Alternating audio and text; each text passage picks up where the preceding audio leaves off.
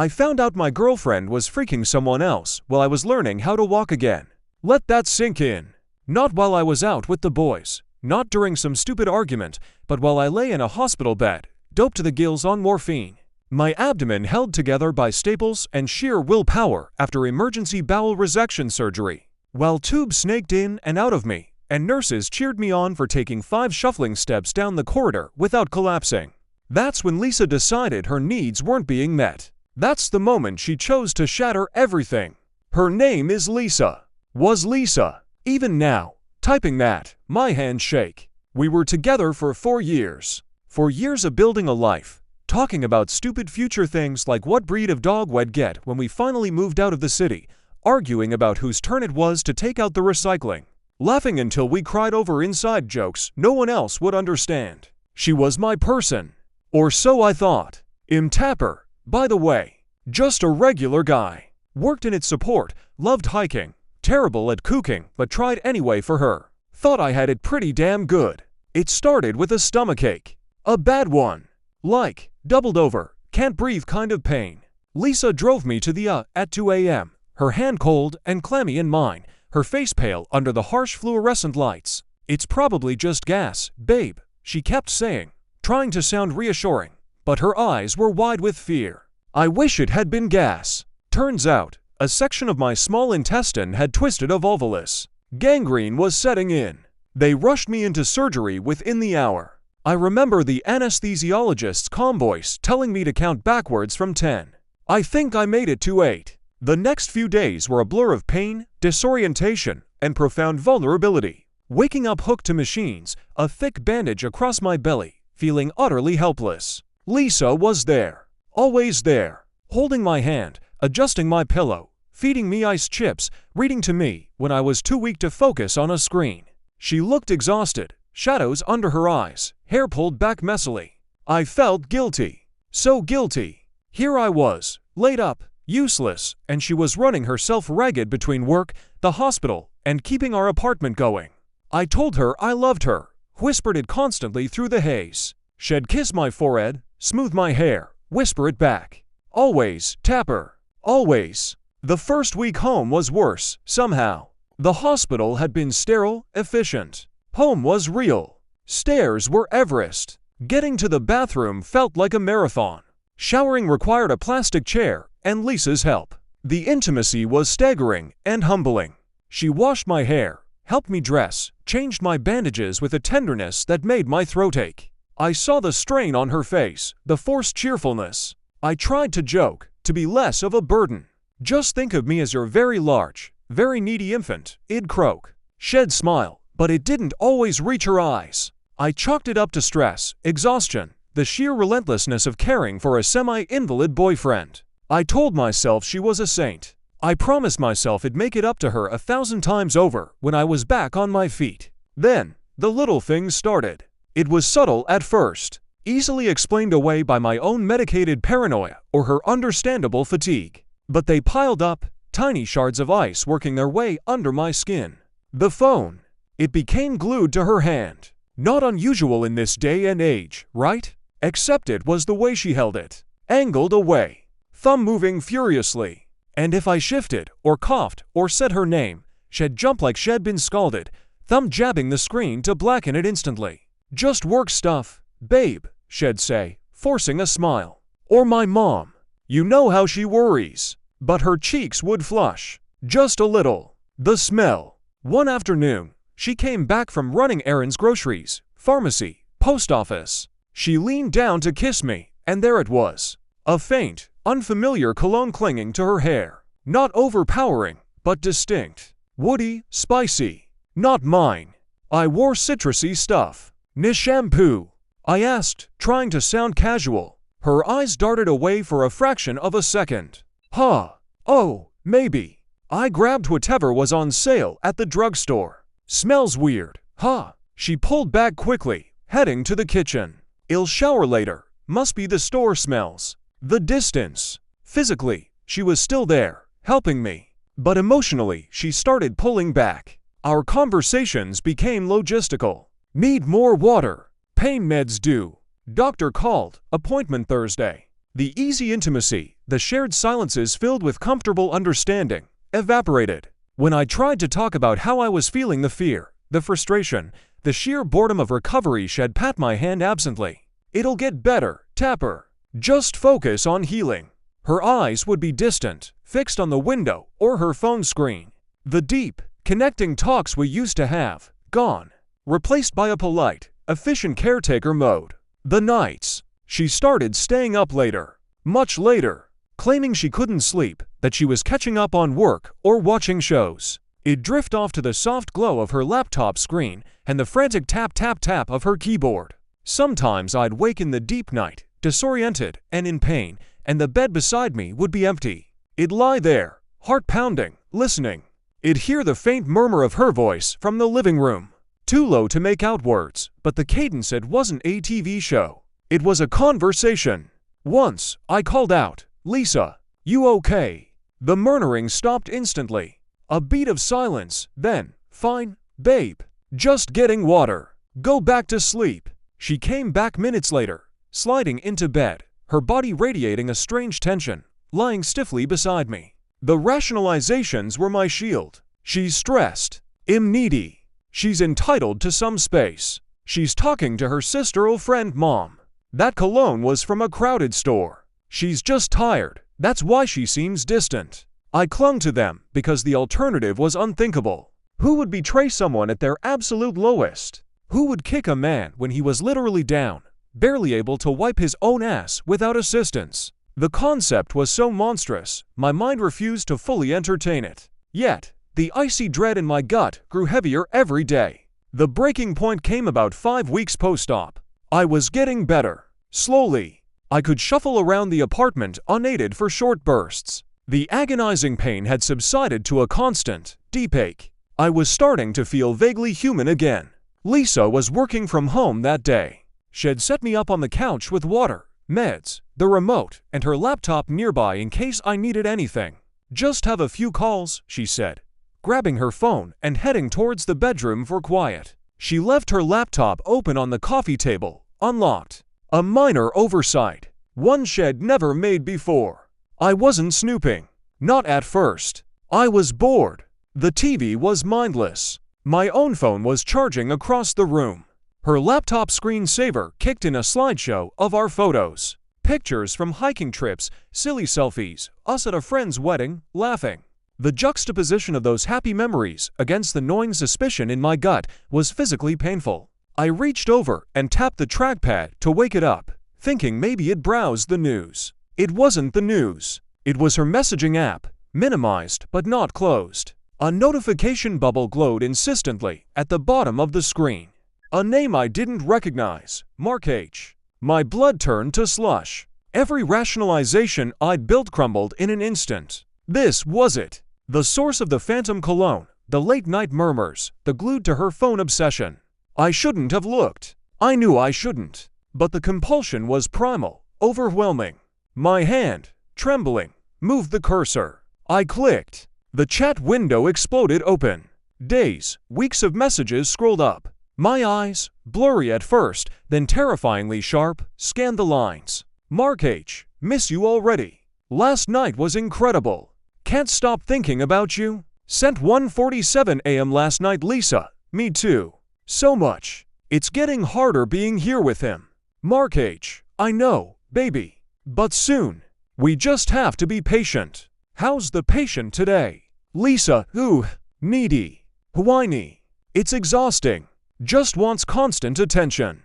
Can't wait for this to be over. Mark H., you're amazing for doing it. Seriously. My strong girl. When can I see you again? Lisa, maybe tomorrow. He has physio in the morning. Says it wipes him out. He'll probably nap after. I can come over around 11. Mark H., perfect. Can't wait. Wear that thing I like, Lisa, always for you. Love you. Mark H., love you more. Hang in there. I stopped breathing. The words swam, then burned themselves onto my retinas. Needy. Whiny. Exhausting. Can't wait for this to be over. My own girlfriend. The woman who'd held my hand while I vomited bile post-surgery, who'd carefully helped me shower, who'd whispered I love you as I drifted off to sleep. This was what she really thought. This was what she said to him. Scrolling up was like willingly stepping into hell. Pictures. Selfies he sent, shirtless, grinning.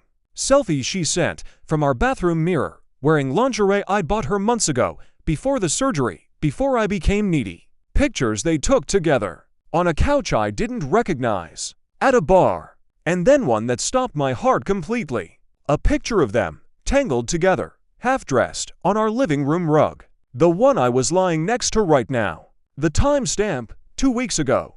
A day Shed told me she was going to her mom's for a few hours to decompress. Shed brought him here, into our home, while I was dozing in the bedroom, doped on painkillers, trusting her completely. The details were grotesque. The plans they made. The things she said about me. The things she said to him. The sheer volume of it. This wasn't a drunken mistake, a moment of weakness. This was a full-blown affair, meticulously planned and executed while I fought for basic bodily functions. She'd kissed me goodbye before heading to her mom's, smelling of that same fucking cologne.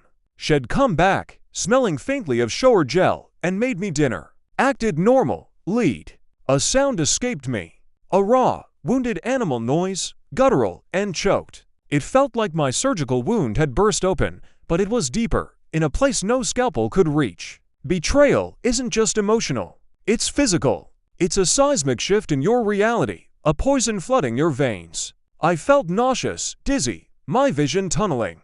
The pain in my abdomen flared, a cruel echo of the agony shredding my insides. I heard the bedroom door open. Footsteps. Tapper. You okay? I thought I heard her voice trailed off as she entered the living room. She saw me. Saw my face, white as the hospital sheets, saw the tears streaming silently down my cheeks, saw her laptop open on the coffee table, the damning chat window glowing brightly. Her face. Oh God, her face. The color drained from it. Her eyes, wide with shock, then darted to the screen, then back to me, filled with pure, unadulterated panic. It wasn't remorse. Not yet. It was the terror of being caught. The mask slipped completely. Tapper, oh my God, it's not, she stammered, taking a step back, her hand flying to her mouth. Not what, Lisa? My voice was terrifyingly calm, a flat monotone scraped raw. Not real. Not happening. Not you calling me needy and whiny while you freaked some guy named Mark on our living room floor? Not you telling him you love him? Not you bringing him into our home while I was passed out in the next room? Each sentence was a hammer blow. I saw her flinch with each one. How long? The question hung in the air, heavy and suffocating. She started crying. Big, theatrical sobs. It happened. I was so stressed. Tapper. You have no idea. Taking care of you, work, everything. I felt so alone. Mark he was there. He listened. I didn't mean for it to happen. It was a mistake. A mistake. I laughed, a harsh, barking sound that hurt my stitches. Sending him pictures? Telling him you love him? Planning meetups? Bringing him here? That's not a mistake, Lisa. That's a freaking choice. A whole series of choices. Every single day. While I was lying here, trusting you, loving you, needing you, you chose him. The excuses poured out, mingled with tears and snot. The stress. Feeling neglected. My inability to be a real boyfriend. Mark being supportive. It was meaningless. All of it. The person I thought she was didn't exist. This weeping, defensive stranger was who she really was. Someone capable of breathtaking cruelty wrapped in self-pity. Get out, I said, the calm finally cracking, replaced by a trembling rage that vibrated through my entire battered body. Get your fucking things and get out, now. Tapper, please. Don't do this. I'm sorry. I'll end it. I swear. We can fix this. She moved towards me, hand outstretched. Don't touch me. The roar ripped from my throat, fueled by pain and absolute revulsion. I recoiled, scrambling back on the couch, sending a glass of water crashing to the floor. The sudden movement sent white-hot agony through my abdomen. Get out. Get the freak out of my sight. She froze, staring at me with genuine fear now. The raw fury on my face, the animalistic recoil, it finally penetrated her self-absorption. She saw the utter devastation, the irrevocable break. Without another word, she turned and fled into the bedroom. I heard drawers slamming, frantic zipping sounds. It took her less than 10 minutes to stuff a suitcase. She dragged it past the living room, avoiding my eyes, her face a mess of tears and smeared makeup. She paused at the door. "Tapper, I leave the key," I said, staring straight ahead at the blank TV screen, my voice devoid of everything but exhaustion. "And never contact me again." The door clicked shut. The silence that followed was absolute and crushing. The apartment, once our space, now felt alien, contaminated. The picture of them on our rug flashed behind my eyes. The messages. Her words. Needy. Whiny. Exhausting. The physical pain was back, sharp and insistent, a constant throb radiating from my core. But it was dwarfed, utterly consumed, by the howling void inside me. The betrayal wasn't just emotional, it felt like a fundamental violation, a desecration of the vulnerability I'd been forced into. She hadn't just cheated, she'd exploited my absolute dependence, my helplessness, as a convenient cover for her deception. The person I trusted most in the world, the one I relied on when I couldn't even rely on my own body, had used that sacred trust as a smokescreen. Alone. Utterly, terrifyingly alone. The simple act of getting off the couch to retrieve my phone from the charger felt like a Herculean task. Every movement sent fresh jolts of pain through my abdomen, a physical counterpoint to the emotional evisceration. I shuffled, bent over, clutching my stomach, each step a grim reminder of my fragility. The phone felt cold and heavy in my hand. Who do you call when the person who was your rock has just smashed you against the cliffs? My parents lived across the country. My closest friend, Dave, was on a work trip in Japan. The humiliation of admitting what happened felt almost as crippling as the betrayal itself. I ended up calling my older sister, Sarah. Our relationship was solid, but not the kind where I typically spilled my deepest shamus. Hearing her sleepy, confused hello on the other end shattered the dam. The story tumbled out: the surgery, the recovery, the suspicions, the chat logs, the pictures, the eviction. My voice cracked and broke, punctuated by ragged sobs I couldn't control. The pain in my gut flared with every heave. Sarah listened in stunned silence, then erupted. Not at me. At Lisa. A torrent of fury and protective indignation that was both shocking and deeply comforting. That vile, selfish bitch. How dare she? Oh, Tapper, honey. I'm booking a flight. Right now. Tonight. You shouldn't be alone. Her certainty, her immediate action, was an anchor. I didn't argue. I couldn't. I just sat slumped on the floor, beside the couch, phone clutched to my ear, crying like I hadn't cried since I was a child, while she clicked away on her computer, muttering curses about Lisa under her breath. She arrived 14 hours later, red-eyed but radiating a fierce, no-nonsense energy. She took one look at me, pale, unshaven, eyes hollow, and pulled me into a careful hug. "Okay," she said, her voice thick but steady. "We handle this. Step 1, you rest. Step 2, we burn anything that smells like that cologne." Sarah was a whirlwind of practical compassion. She changed my bandages with a nurse's efficiency. She was actually a nurse, bullied me into eating some soup, fielded calls from concerned friends. Lisa had inevitably spun some story to Tapper's having a rough time emotionally. Needs space right now. She handled the logistics I couldn't face, changing the locks, packing up the remnants of Lisa's life that she'd left in her haste into boxes for donation, dealing with the landlord. She sat with me through the long, silent hours, not pushing me to talk, just being a steady, angry presence. The days blurred. The physical healing continued, agonizingly slow. Each step in physio felt heavier, not just from the surgical trauma, but from the leaden weight of grief and rage pressing down on me. The therapist would say, "Good, Tapper. Stronger today." And all I could think was, strong enough for what? To survive this? The incision scar was healing into a thick, pink line, a visible testament to the trauma my body had endured. But the internal wound, the one Lisa had carved, felt raw, infected, and infinitely deeper.